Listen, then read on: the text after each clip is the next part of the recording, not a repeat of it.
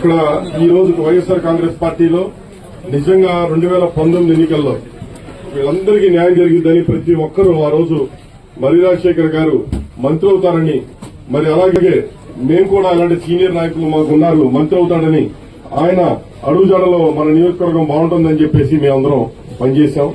పనిచేసిన క్రమంలో మాకు కుటుంబ సభ్యులుగా ఆప్తులుగా తయారై మొత్తం అందరం కూడా ఈ రోజు నాతో సన్నిహిత సంబంధంగా తయారవడమే ఒకటే కొత్తగా అనేది లేదు. అసలు అందరం ఒకరింటో ఒకరు భోంచేస్తా ఉంటాం.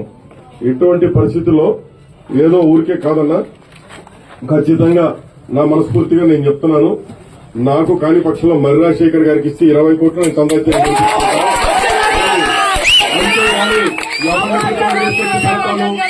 ఎవరో పైన మాకు పైన సీఎం ఆఫీస్ కి పిలిచి ఎవరో 2-3 చెబితే వినడానికి అంత భయపడటానికి కాదు. నియోజకవర్గం ఈసారి ప్రతి ఒక్క కార్యకర్తని బాగా చూసుకోవాలి, బాగుండాలి. మరి మా వైస్ చైర్మన్ గారు పోలీసు శ్రీనివాసరావు గారు మా బాలగారి గారు అందరం 6.5 కోట్ల పైన తీసుకొని 3 కోట్లు ఇచ్చి 2.5 కోట్లకు కొట్టి ఈ రోజు పోయి గుంటూరులో కూర్చుంది. కాదని ఆయన ద్వారా అడగండి. నాకు 6.5 కోట్లు ఇవ్వాలి.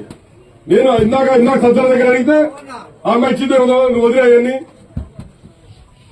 సజ్జల్ని మార్చండి, పార్టీని బతికించండి.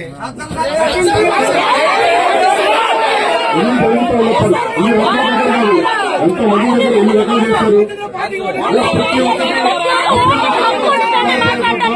ఇలాంటి ఎమ్మెల్యేలు మాకొద్దు. ఈ రోజు గుంటూరు నుంచి ఎవరు వస్తారా, లేకపోతే విజయవాడ నుంచి ఎవరు వస్తారో మాకు అవసరం. చిలకలూరుపేట వ్యక్తిగా ఇక్కడ నేను ఉన్నానా లేదా అనే దానికన్నా చిలకలూరుపేట వ్యక్తిని, నిజమైన వ్యక్తి, కరెక్ట్ అయిన వ్యక్తిని పెట్టండి. నిన్న చిలకలూరుపేట వ్యక్తిని ఇచ్చారు.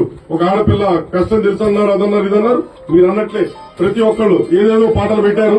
అందుకే ఎవరన్నా పాటలు తయారు చేయించమంటే ఎందుకురా బాబు పాటలు తయారు చేస్తే మనకు అచ్చుకోవట్లేదు అన్న.